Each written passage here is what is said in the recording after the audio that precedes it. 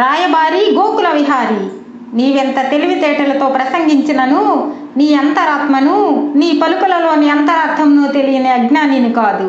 నా గురుదేవుని సోదరుడవని, కుంతీదేవి మూలమున మాకు దూరపు చుట్టమని, సకల రాజలాంఛనాలతో సమస్త సత్కారములతో అతిథిగా ఆహ్వానించగా తిరస్కరించి నీకు నీవే రాయబారిగా ప్రకటించుకుంటివి. రాయబారిగా వచ్చిన వాడవు పంపిన వారి మాటలను ప్రకటింపక, ఆ పైన మా అభిమతమును గ్రహింపక ఇంత ప్రల్లతనముగా ప్రవర్తించితివి. దూతకృత్యములు నిర్వహింపక పాతకృత్యములకు కొడంగితివి. 5 ఊళ్ళైనా ఇవ్వని పరమ దుర్మార్గుడు రారాజని ఈ లోకమునకు చాటనించితివి.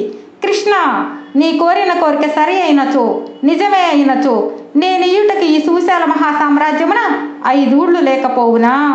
ఇంద్రప్రస్థము, కృతప్రస్థము, జయంతము, వారణావతములతో ఇంకొకటి కలిపి 5 ఊళ్ళు ఇచ్చిన చాలంటివి. నాకు లేనివి, నావి కానివి, నేను ఇతరులకు దానం ఇచ్చినవి, ఆ నగరములను నేను వారికి ఎట్లు కట్టబెట్టగలను? ఇది సాధ్యమా? సంధికొసగు మార్గమా? కృష్ణ, జూదానంతరము ద్రౌపది మా తండ్రి గారిని కోరిన కోరికలు 2. మొదటిది ధర్మరాజు దాస్య విముక్తి, రెండవది తన 4 భర్తల దాస్య విముక్తి. అంతేగాని ఆనాడు ద్రౌపది తన దాస్య విముక్తిని కోరనూ లేదు, మా తండ్రి గారు ఇయ్యనూ లేదు. కనుక ఆమె ఇప్పటికీ మా దాసియే. కృష్ణ, నీ బెదిరింపులందువా ఆ పాండవులు నిర్విక్రమ పరాక్రమవంతులేమి, ప్రచండ దుర్దండ మండితులేమి, అరివీర భయంకరులేమి 5 ఊళ్ళ కోసం దేహి దేహి అని దేవిరింతురా?